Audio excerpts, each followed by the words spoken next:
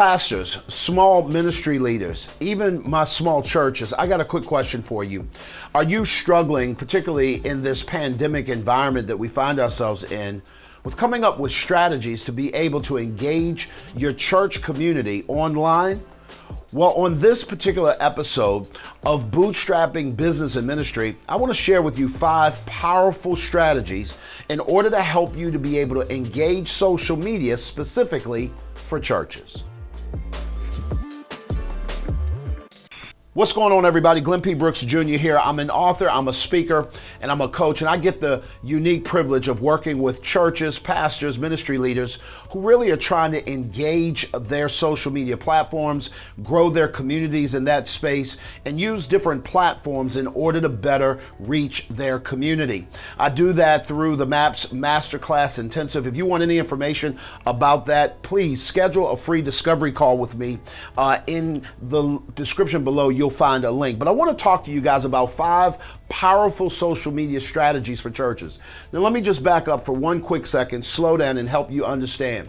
Guys, whether you know it or not, this virus has absolutely changed the way the world and the globe is really moving about their day-to-day business. And I promise you that does not exclude churches. Now, you already know this, but the question really begs, what are we doing about it, and how are we taking advantage of the fact that more and more people are on social media, more and more people are on the internet, whether that is Google, whether that is YouTube, you name the platform, you name the search engine, and I promise you there are more people involved and on social media and the internet than ever before. And the question becomes, have you created a way to engage that community?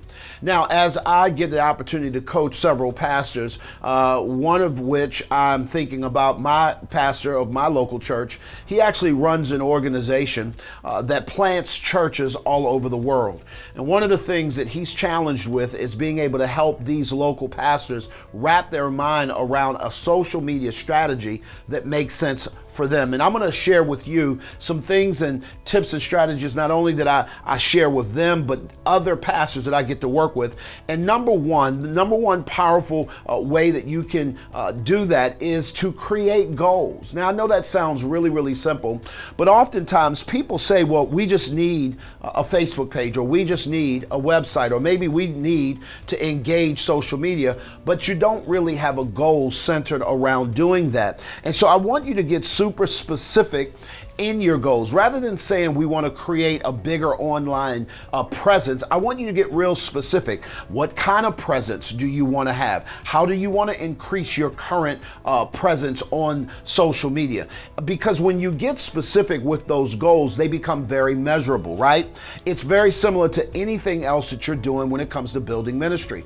Number 2, I want you to align your goals. This becomes critically important because a lot of pastors really have a challenge with social media because, quite frankly, they really don't see how it aligns with the goals of the church, with the particular vision or mission of the local church. And I'll promise you, if you look at your vision, if you look at your mission, and you begin to align your goals with the mission of the church, you now can leverage social media in a way that it's in direct concert with how you're moving about in the marketplace as a ministry. Number 3, I really want you to actually make a strategy. Now, guys, a strategy is something that is really centered around your established goals. And the strategy could look very, very simple. And we're going to get into how to execute that in a second. But right now, I want you to think about the strategy that you have for Facebook and growing that community. The strategy that you have for Instagram. Is your church even on Instagram? If you're reaching millennials, you'd better be, because I promise you that's where they're camped out. That and Twitter. So here's what you have to really, really take into account. Do you have an actual strategy in order to reach that audience? A strategy can include individual plans to actually meet that goal, schedules, including the meetings that you're going to have online or offline, thinking about onboarding a new process, deadlines, a budget. Can I tell you, there are so many ministry leaders that don't have a specific budget against their social media strategies. And here's why we are consistently losing. Because in a pandemic environment like we're in right now, when the government, local, federal, you name it, is forcing us to stay in place, and it's for great reason.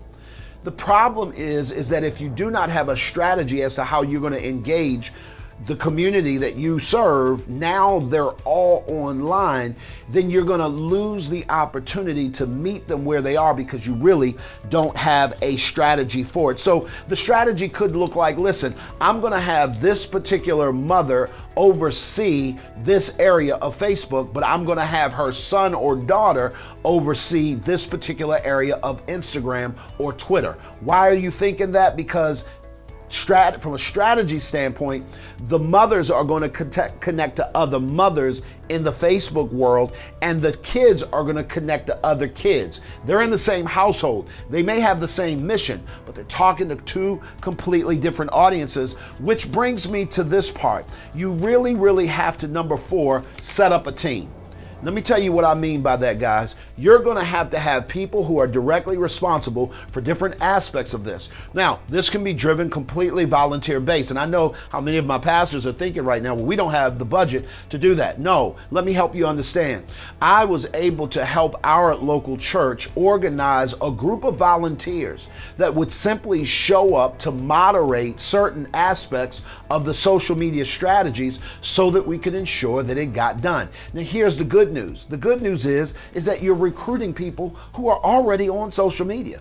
That, or they really, really love the platforms. So you're not asking people necessarily to come outside of their comfort zone. What you're doing is you're asking people to lean into their comfort zone, and would they do the church a service by signing up and becoming a part of a team? That is super critical. The last thing I want you guys to do is really narrow on using the right platform. So number 5 is using the right platform. Let me tell you why that is critical, guys. I can't tell you how many people show up on Facebook, but they show up on Facebook thinking about the rules that apply in a brick and mortar. Or they show up on Facebook and their goal is to promote their church's events or whatever the case may be. And here's the problem.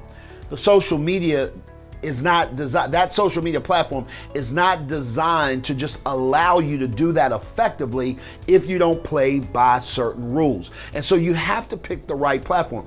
If you are broadcasting live your church services, I promise you, you may want to really think about YouTube Live.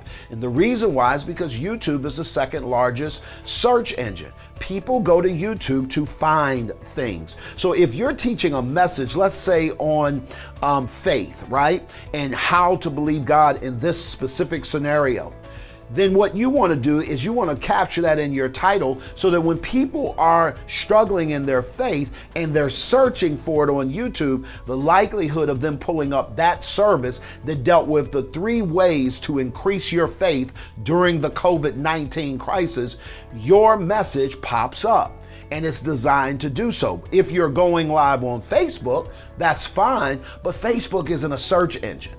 People are not going on to Facebook generally to search for things. They're going on Facebook to be entertained, educated, or encouraged on some way. So they may happen upon your broadcast, but they may not find it because they were specifically looking for it. These are all these things that I'm talking about are things that we teach and train pastors, entrepreneurs, people who are in the people business, and they're trying to grow their business where people are concerned. We do this all the time in the MAPS Masterclass Intensive. Right now, we are opening up our platforms for other participants. If you think that this is an area where you want to grow and you want to come grow with a community of people who are literally trying to figure this social media space out, you may want to sign up for a free discovery session with me. Just click the link in the description, schedule that meeting with me. I'll be more than happy to jump on and see if we're a fit and tell you how this works. If this has been helpful to you, please do me a favor, consider ringing the bell, signing up, liking this page, and or subscribing to the channel. And I want you to become a part of what we do. We release these videos each and every Wednesday. If you ring the bell, you'll get the notification, because at the end of the day, we all need some help. Hey guys, if you're interested in more content around the ideas of growing your platform on social media, whether you are a church or a small business, do me a favor, make sure you like, subscribe, share the page, click on previous videos that we've talked about this stuff with so that you can grow with us, because at the end of the day, here's what I'm gonna promise you, we all need some help. Y'all be good, we'll talk soon.